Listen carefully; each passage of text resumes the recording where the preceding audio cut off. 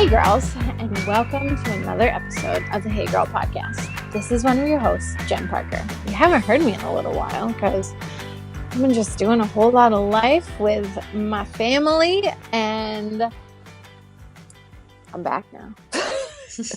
Hallelujah.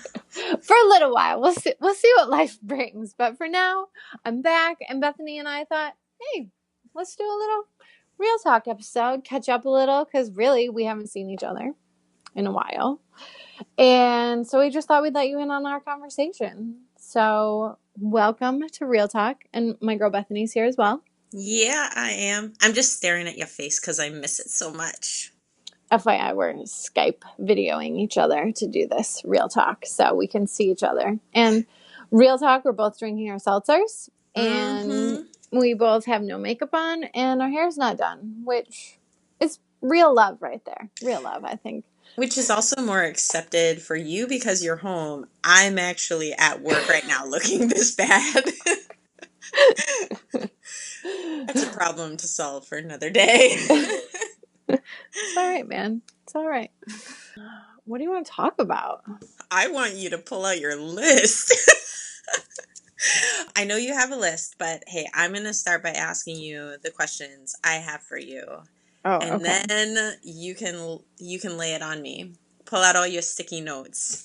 I want to know because you've been away for a while. A lot of our listeners follow on Facebook, but there's some that aren't on the Book of Faces and may not be totally updated on where things are at with your family, with Charlie. So can you give us, is there like a Cliff Notes? Here's the deal, y'all. Here's the update. This is where we're at.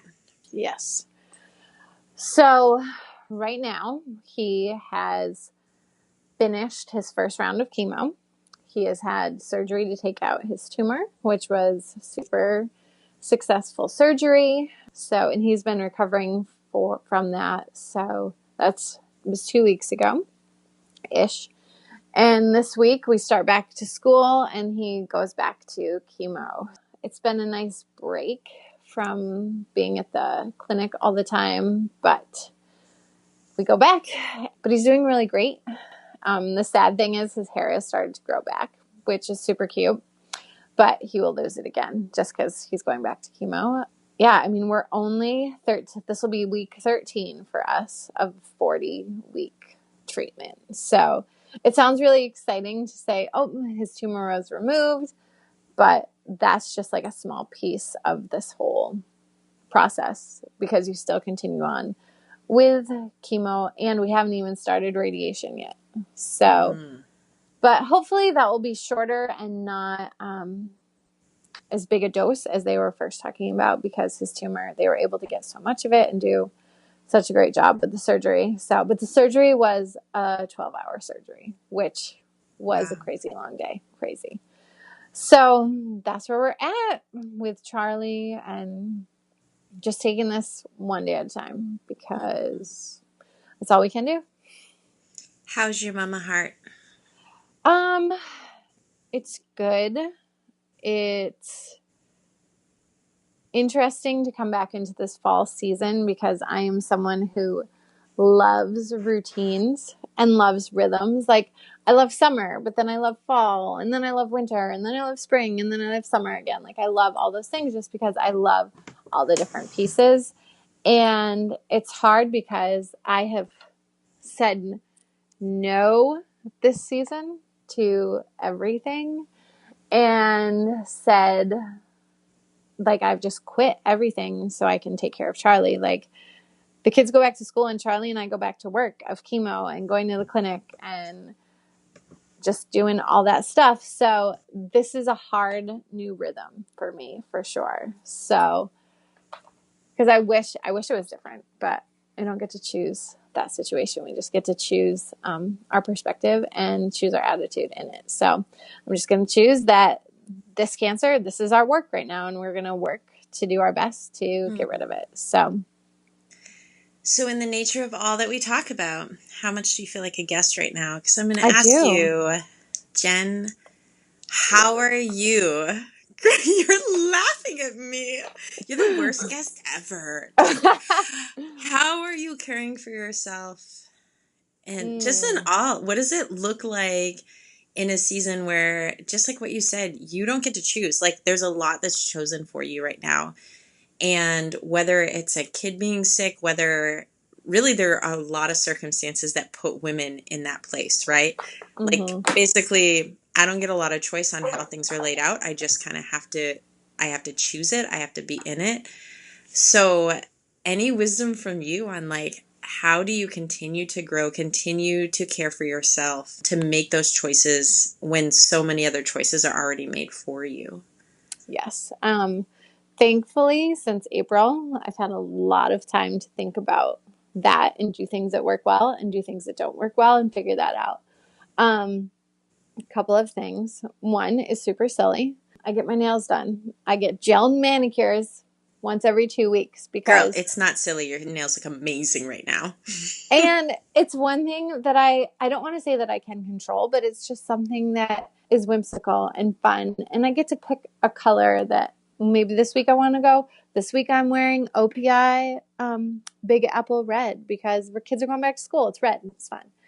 So that's just one fun thing that I'm doing. Other things, I'm still getting up early and meeting with Jesus every day because I'm not making it through this without him. And I wrote something online about that. And just like, just like how Jody said the other week, just like you can't spiritually edit out that part of our story. Like we would not be surviving through this cancer without Jesus. And one thing that I keep going back to is just the Psalms over and over and over again, because there's so much feeling and so much emotion and so much just crying out to God and God just being the deliverer, the redeemer. And that's what I need in this season. And it gets me through my days. So that's me personally. Also, I'm walking and running and just turning off my phone, putting it in airplane mode and listening to worship music because I'm also someone who needs a lot of processing time. Yeah. Like I'm not someone who can just be like, okay, this is happening. This is how I feel about it. This is how I'm going to respond to it. Like I'm super, like I kind of go into crisis mode a lot and just like, okay, I'm going to get through this and then I'll process it later. And so being able to just walk and run and just listen to music and just think the thoughts that I need to think and pray is super helpful and just healing for me in this season. And one thing, I asked Ben's permission before I talked about this today, but just about in terms of being in the season of having a kid who has cancer and our marriage. The other week after surgery, like we had this miscommunication, and it was because I wasn't communicating, but he thought that I was feeling a bunch of feelings and was telling other people, like my friends, how I was feeling. And he thought I was like keeping him out of how I was feeling. Where the truth was, I hadn't even processed how I was feeling. And so just for us to constantly be in communication with each other, even if it's just me saying, I don't know how I'm feeling right now, but I just need you to know I'm not talking to anyone. I'm just still processing everything. And for us to still be dating each other, even through all of this, like, even if it's just once a month or once every 2 weeks, just being able to go grab dinner and talk with each other about everything that's going on and about other things too that aren't related to this like huge big thing in our life. So that's been good. And honestly though, this has probably been the hardest for me because we go out to dinner and I cry every single time. Every single time. Just because, I mean, what we're going through, staying hard. Yeah. So, but one time was the worst. Literally, I sobbed through dinner. Sobbed. I couldn't even eat my food. Like, I just kept picturing, because I'm a people pleaser and I worry, like, what are people thinking? Like, I couldn't even look at our waitress. Like, I was sobbing so much. Oh gosh. The waitress thinks your husband's like, you are a jerk. Like, what have you done to this woman? You don't understand. He's my person. Like, I wanted to like tell her that, but there was no way I could even like verbalize all that to her. So I just had to let it be and let her think whatever she thought about these two old people on a date. The lady's sobbing the whole time. So There's rumors going around about this like epic breakup that happens at different restaurants every other week. Like, I Mm-hmm. don't know what he said to her, but Did not go well. oh, Yes. I love that. Proud of you for taking care of yourself. Yeah, well, because if you don't, you'll crumble. And Charlie needs us. Like, I can't Mm, just let myself, because you could easily just fall into a pit, really. And I'm like, I cannot. He needs me. He needs us to be strong. He needs our marriage to be good and yeah.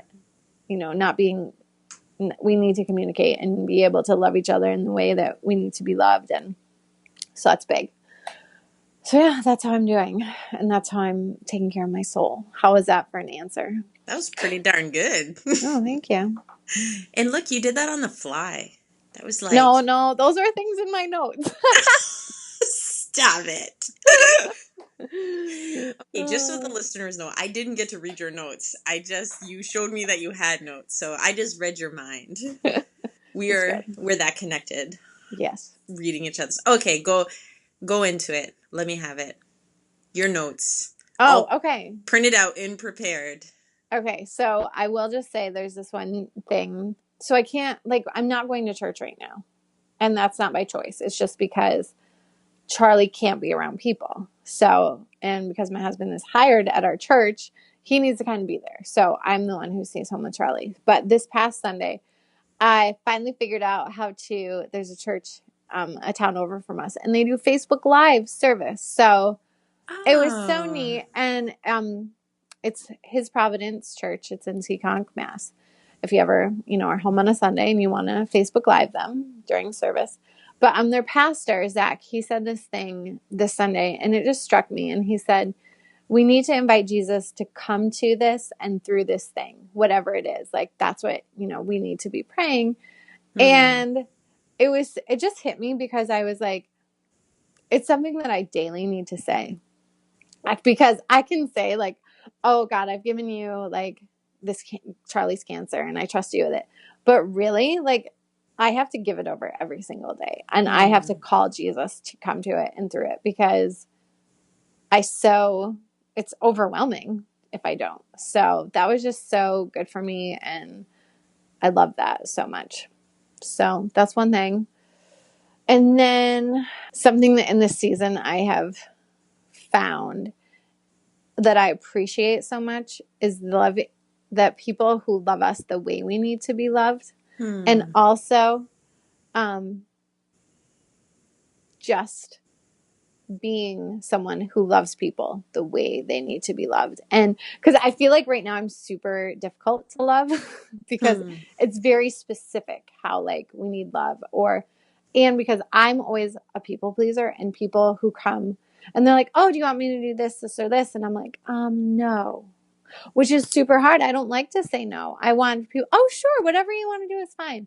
But I'm in a season where I can't do that. Like, I have to be like, no, actually that doesn't work for us. Yeah. So people who like dig in and figure that out, like, oh, well, if I can't do this, then can I do this? And I'm like, oh yeah, that'd be super helpful. Thank you. So tell me your thoughts on like loving people the way they need to be loved. Oh, so this is a hard one, and it's been an ongoing lesson for me these last couple of years, walking through some hard things with other people.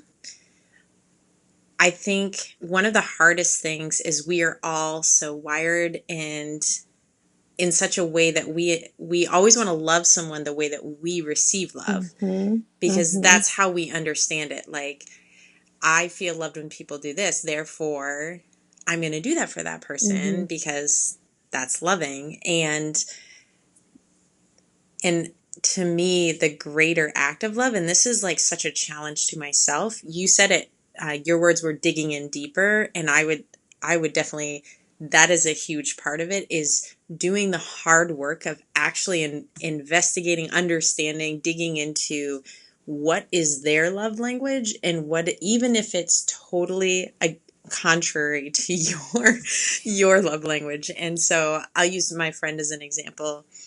Her her love language is, I'll tell you what's not, physical touch. And physical touch is one of those things that can give to people, but it can also take from people. Mm-hmm. And if you are somebody that is like oh, I love to hug and, hold hands, snuggle, whatever, it's so hard to like fathom it being anything but this wonderful, wonderful experience for everyone. But if you're not a physical touch person and people are hugging you or touching you, or even, it sounds crazy, but standing very close in your vicinity, you don't even realize what that takes from somebody who that is not. And so this friend of mine, we've been communicating this idea of like how to love someone, and she's someone has walked through a hard road, and so people are looking for ways to support and encourage, and it's amazing how everyone's go-to is like, oh, I just want to hug them, like I want to show them love. And watching her do such an incredible job of communicating like to people, if you want to love me, like let me help you figure out what that is, but this isn't it.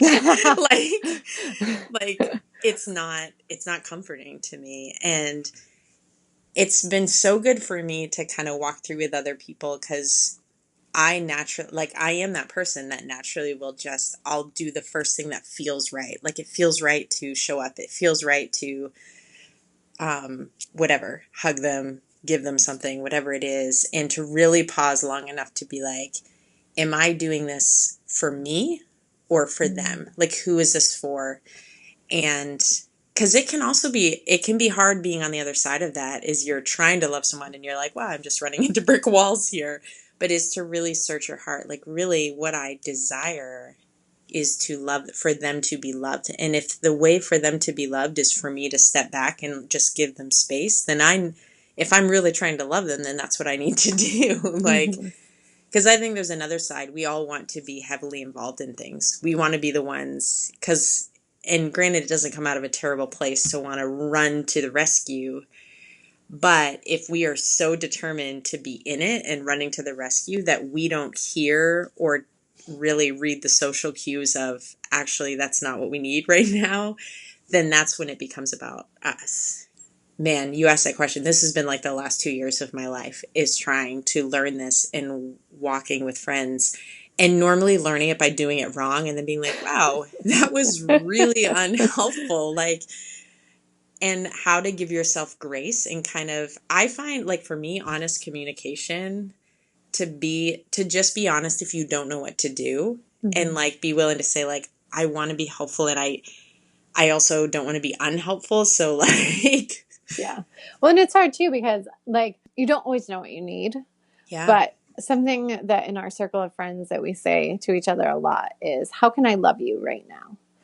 And sometimes you can have an answer, and sometimes just you asking is enough. And so I think it's exactly that, like just being able to communicate, like, hey, how can I love you? Or, hey, can you love me in this way? Or this would be super helpful. But I think that's a huge piece of relationships. And I would say too, like walking through cancer, there are some people who have literally fallen off the face of the planet for us, which I get. I get it. Like, it's hard and it's scary and you don't know what to say.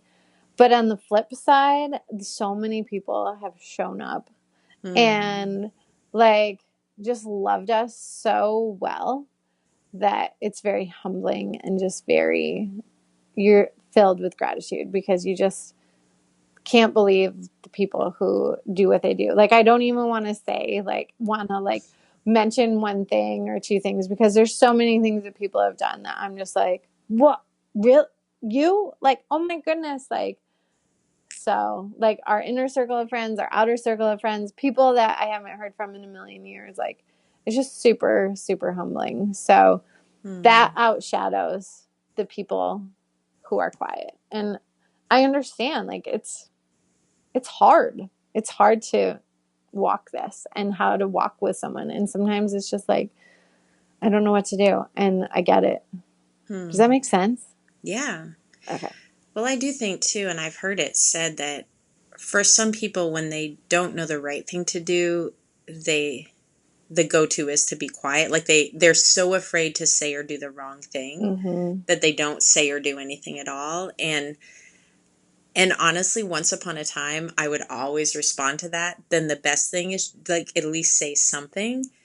But now I've literally walked with people that's not, they're like, no, I'm actually would rather they be quiet than say something dumb. And it's been this like, okay, there's really, the point is there's no recipe. Like that's the thing about suffering is messy and people are messy and we're all going to make mistakes in the process. And people who talk or people who are silent, whatever it is, just that's where grace comes into the whole mix. Is I've never walked in your shoes. You've never walked in my shoes. Like that kind of sister to sister, kind of that understanding of, listen, I've got nothing but grace because I'm just trying to figure out how to walk this journey and it's hard. And sometimes we do well and other times we make mistakes. But this idea that there's one way to do, like, you know, I feel like the older I get, the more those examples just crumble under just like one experience. And I'm like, yeah, the whole idea of just say something works until the person really doesn't want you to say something. And then you're like, okay, like it's, yeah. Yeah. It's messy is a good word for Life. the journey. Yeah. And when you add people just, that's our joke in church ministry, right? Like everything went awesome until we brought people in and then it got messy. Then it got real messy. Yeah. Yep. All right. Flipping the tables a little. I want to hear what was good about your summer and what was hard about your summer. So you get to choose which one first. Ooh. Well, I'd rather end on a higher note. So let's start with hard. Hard about my summer was the transition from spring and walking through the journey with KK passing away and her celebration of life. Absolutely incredible. But definitely experienced that, like, you don't realize how much, I don't know, grieving is it's a curious thing to me because there were moments in the thick of it in the hospital where I felt stronger and healthier than than weeks afterwards. And so being in that part of the process while entering summer student ministries was harder than I thought it would be. So I would say the hardest parts of summer, were the moments when she would have been there and I didn't expect it to be so hard to do middle school camp and not have her at middle school camp. So I love middle school camp and we had a blast. Definitely had a couple moments where I had to walk away and have a meltdown moment of okay, and that's been the interesting thing this summer is the journey of that grief this summer. And it hit in moments when I didn't expect it. It would not have been a moment where I'm like, oh yeah, this is probably going to stir up memories. It was always a moment where I'm like, why am I choking up right now? You talk about being with the waitress. There were moments where I'm like, I think at one point the speaker was standing there. I don't know this guy at all. And he said something. And for whatever reason, it triggered a complete waterfall reaction in my eyes. And it felt very humiliating in the moment to be like, I don't even want to explain the whole background. So I'm just left I pretty much just look like a hot mess and I'm going to have to leave it at that. That's where I'm at. So that was hard. I actually ended up taking an extra week off just for Sabbath and kind of a rest and recovering from a heavy spring. And that was really, really good. So that would go with some of my favorite part of this summer. A big part of it was actually that week. And all the fun and everything, I loved it. But that week of just putting everything aside and spent so much time in the Word and in prayer and had some really good heart conversations over cups of coffee with some women and mentors in my life. Hiked a mountain by myself and just sat on the top and took some deep breaths. Like, that was really just a really special time this summer. And from that moment on in the summer, just felt really refreshed too, going into our missions trip. And so, yeah, that was my summer. And I traveled a lot and was away a lot. But God did some amazing things in student ministry. Our family went camping together, and so many fun and funny moments from that. I love going away, just the four of us. And we are getting to that place now in life. We were saying at the end of the summer, like, we just go separate ways in the summer. And the kids go to camp, and sometimes without us, like, they're gone for a week at camp, and I'm working this way, and Andy's doing this. And so I felt like we got this small taste of what's to come when they get jobs and they do. And it just was this like bittersweet moment of, oh my goodness, they're growing up and things are different. And so it made our vacation that much more precious because we hadn't spent a whole lot of time, just the four of us. So it was really, really nice, even if we were all really out of shape trying to hike and bike. So we were all humbled together. That's awesome. Yeah, but that was my summer. Okay, so what's on tap for the fall? Oh, goodness. Well, my regular job, student ministries, we're getting ready to launch. We kick off September 10th, so I'm in go mode as far as final plans, curriculum, leaders, etc. All of that stuff is crazy. I have some speaking opportunities coming up I'm excited about. Doing some women speaking. I'm going to be a grown-up. We have conferences galore coming up, so that's going to be nuts. But we have Lead Youth, Simply Worship, Simply Beautiful, Grassroots, like a brand new conference this fall for senior pastors. So that stuff's cranking. It'll be amazing. And then we've got some pretty exciting interviews coming up for Hey Girls. So not gonna lie, I'm pretty excited about that. Some of them I'm definitely a fangirl. Others are like women I'm just super excited to sit down and hear their story because I don't really know it, but I have just so much respect for them. And from a distance, watching them just run their race, I'm excited to sit down and actually have an intentional conversation of them sharing their story. So yeah, my calendar is looking very full and very colorful right now. So Nice. I also have a list of things I'm loving and things I'm hating, but I'm just throwing that on you right now, and you probably haven't even thought about it. I love that you have this list, though. Lay it on me. I literally was thinking the other day, I'm like, I know we have to do a real talk, but it's been a while since we talked about our loves and hates. My lists are so weird, though, so. Even better. Okay, give them to me, though. What are you loving? Well, let me start with things I'm hating, because I think good point. We got to end on a high. We can't end on a... Okay. All right, things start I'm on hating. Mm-hmm. Things I'm hating. Yeah. Shorts for pajamas. I don't like wearing shorts for pajamas. Really? And they annoy me. I have to wear pajama pants, even in the summer. How weird is that? You have to have air conditioning in your bedroom. Well, of course we do. My husband is like 10 degrees hotter than me normally. So in the summer, yes, we absolutely have air conditioning in our bedroom. But I can't wear pants. I can't wear shorts. Isn't that so weird? Okay, but like, why pants at all? Is that like a thing? Do people do that? I always wear pants. Oh, yeah, me too. Oh, Lord. I didn't even know this was going to go down that trail. I thought this was real talk. Clearly, it's real talk. Real talk, knock on my door before you come in. I'm sleeping. Okay, sorry. Okay, next thing I'm hating, bunny rabbits.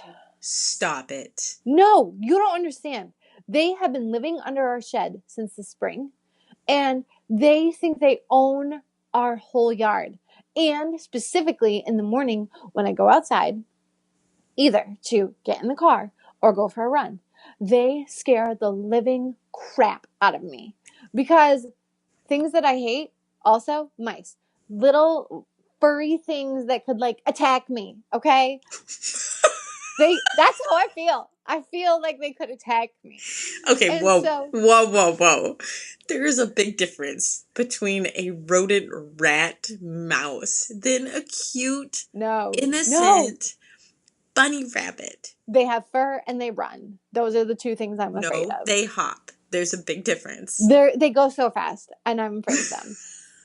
Even literally, we went and stayed at a hotel this summer when our kids did the triathlon in Boston. Yeah. That was a whole other deal. But literally, we get to the hotel, no joke. What scurries right across the sidewalk at me? A bunny rabbit. I was like, guys, they're following us here. You think you're afraid of them? I just want you to put yourself in their little furry feet for a minute. And this lady comes out screaming, and they're like, we're just bunnies. We have floppy ears and fuzzy little paws. What could they possibly do? They're just cute. They make more of them, and they come as an army to get me. That's what's happening. I'm telling you. Bunny rabbits. I know. Animal lovers hate me. Instead of Birds by Alfred Hitchcock, it's going to be Bunnies by Jen Parker. That's right. Oh my goodness. Okay, we're going to have to agree to disagree on this. I will adopt all of the bunnies in your yard. I will love give bunnies. them to you, gladly. Meanwhile, my child was like looking up, like, you know how there's like dwarf bunnies or like pets?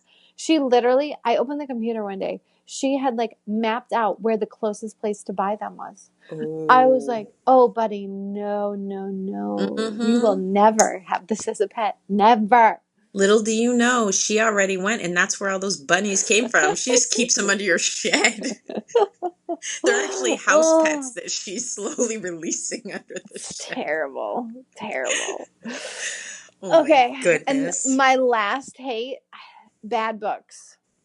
Oh. Life is too short to read bad books, but I had probably 3 in a row that I like started and just had to put them down. I was so annoyed.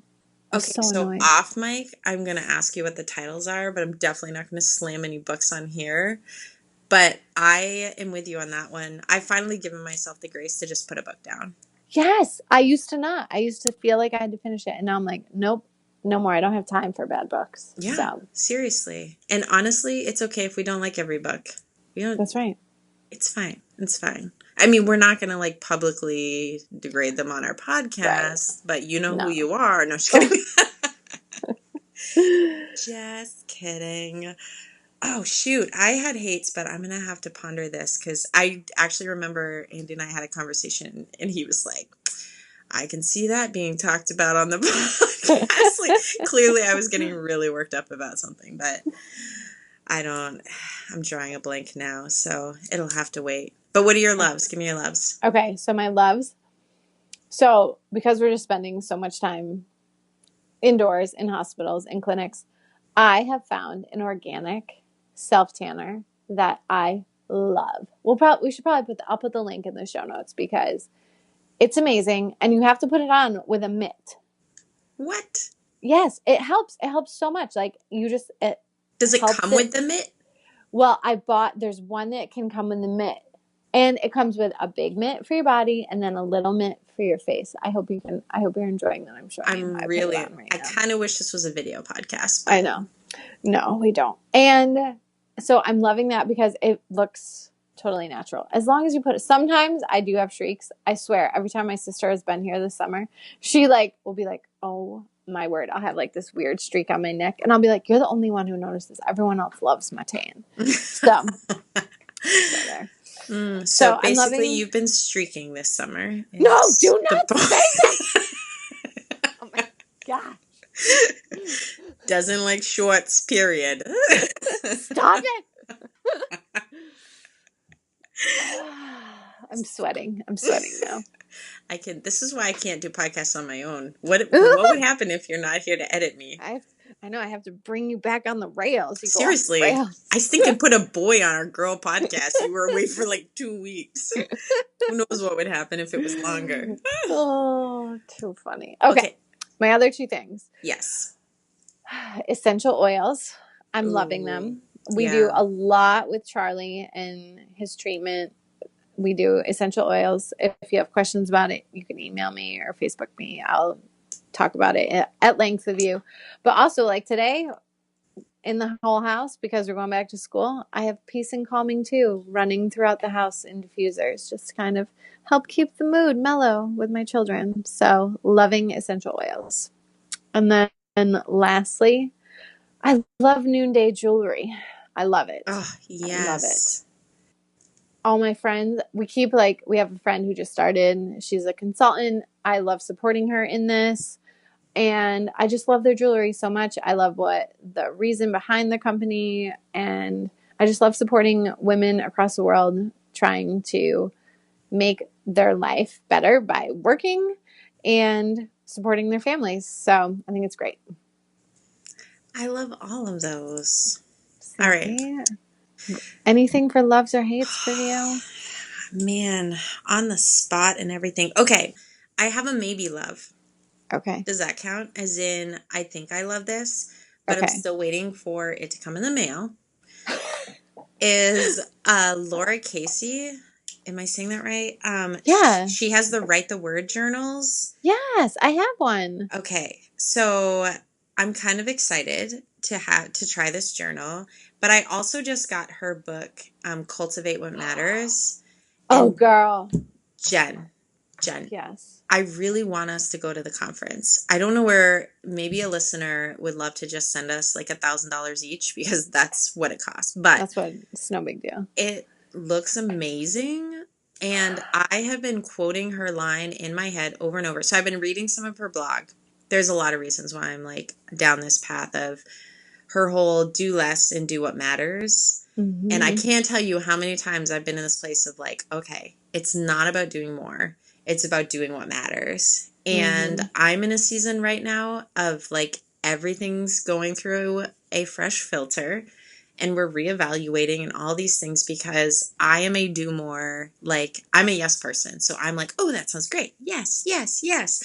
And then I'm like, oh my gosh, I am exhausted and I am 50 pounds heavier. And like, why? Oh, because I'm doing too much. And realizing that just that it's not even just that it's not about doing more, but we're doing this sermon series. We were just having a conversation about this as a staff, but the idea that what does it look like to embrace the boundaries and the limitations that God has given us, like natural limitations, and the freedom that is found in that and the joy and all, because we live in a world where we're constantly surrounded and pushed to have more, to do more, to be more. And it's totally countercultural to fight for less. And there is like this movement, the whole essentialism, like minimalist, tiny house. Like you can see there's kind of this stirring, even in people who don't necessarily share faith, a longing for, okay, that's not the answer. And so, but it's not even necessarily about less. I love her thing that it's do what matters. And so that's kind of where I'm loving reading her stuff right now. Super excited to get her book. Really wanted to try out the power sheets, but they're sold out right now. So I'm waiting on that. I feel like the power sheets are a little overwhelming though. I will say that. Because I've looked at them. Yes. And I feel like it's great. And some people probably just thrive, but it feels overwhelming. So I will tell you are going to love her book. Yeah. You're going to love it. And for me, that book, this is like real talk. Like if you and I were really talking, this is what I would tell you.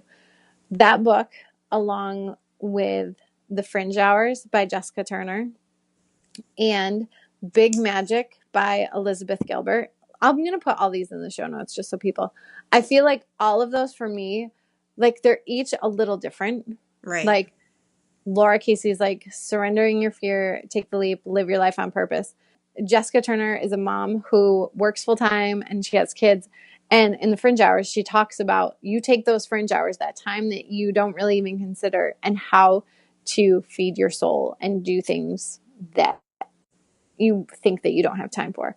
And then Big Magic is just this book about like how to be creative. And so for me, like all of those things just like weave together like so well. So I would recommend all three of those to you. All right, I'm on it. I'll read our show notes and Amazon Prime those suckers. So yeah, I don't have a ton because again, I didn't think ahead on the love and hate, but that's the one that I'm definitely been reading a lot and enjoying, and yeah. Okay, I have one more, but I'm gonna put like a precursor to it. I have a new show on Netflix. Okay. I love shows with precursors. You have a guilty pleasure. I know. Well, it's gonna sound so bad. Okay, but the show is called Last Chance U, like U for University. Okay. And it's like you know that like Friday Night Lights is like one of my all-time favorite shows of all time. Like yes. You know I love that. This is a documentary about a community college, East Mississippi Community College, and their football team, which it's like the feeder program for all these D1 schools. Like, so, and like like some of these people, like some of these players, they have to do like closed captioning because you can't understand them. So there's so much in this about football, but also about different American cultures and just these kids who are trying to make it. And I love it. But there's the first season, there's so much swearing and they do not bleep it out. Like a lot of swearing. So, dear listeners, I'm sorry if you go to watch it. I just need you to know there's a lot of swearing. But the second season, I'm only one show into the second season. The coach is like so embarrassed. He's like, I'm so sorry. He's like, I watched the documentary of the first season. He's like, I'm ashamed. So in the first show, they show him like doing like push-ups because he swore once. So he's like really trying to like change it. So I'm like, I like a redemption story. That's good. He's trying to come back. That's awesome. So, all right, I might check this out. I need some new vocabulary. I'm getting bored with my current. So. No. All right. Okay. Sounds like a plan. All right. You got anything else on your list, lady? I know. I keep saying, I also am loving Stitch Fix. Okay. See, now you've hit on a nerve because we have a little bit of a Stitch Fix issue in my house. Oh, no. I tried to cancel Stitch Fix and I thought I did, but then it like re-upped and then it's sent to my house. No. And I'm on a budget right now and I can't be spending $20 on the Stitch Fix, but it already came. So now I have to re-cancel and make sure it doesn't re-up. No, you can't. Yeah. Like I've never get it on automatic delivery. Like I can't even tell you the last time I got one, but I went on my app and they were like, oh, you get a free, like they were waiving the styling fee. So I was like, bam, I'm doing it. And the girl did such a good job. I just loved her. So I sent her like a glowing review. I was so happy with her. Stitch Fix, we love you, but please stop sending me your boxes. Yeah, don't. Oh, that's bad. You're making my date nights very uncomfortable. Oh man. Okay. I think we covered a lot. I do too. Anything else you want to talk about? No, just that I miss you and that I'm really excited for some of these guests. I know I already said it, but I really am. I was looking down through the list and I'm like, there's going to be some pretty epic stories.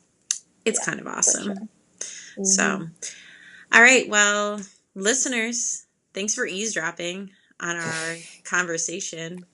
Weirdos. Just kidding. Actually, truthfully, here's the thing. We're releasing this on the holiday weekend. Jen and I will choose. I already have a favorite pick for reviews, but I'm going to throw out one last chance. If you forgot to review, send something, go onto iTunes, give us a review, and maybe you will rise above my current fave. But I do have one. I'll point it out to you, Jen. We'll talk later. Okay. But Yeah, and because I totally forgot about our thing. I need to go look at the reviews. I know. So We gotta call this one and then start another round. We will let you know maybe in the next, not this episode, obviously. Maybe the next episode we'll choose. I'll put it in the intro. We'll get your information. We'll send you out a mug. Again, thanks for everybody who took time to do it already. And everybody else, you got a couple days so you can get it done. That's all I'm saying. But then we're picking and then it's on. Like Donkey Kong. All right. Jen, it was so nice to see your face and hear your voice. Samesies. All right. Ladies, it's a holiday. Enjoy the holiday weekend. Hang out with your kids and then back to school they go.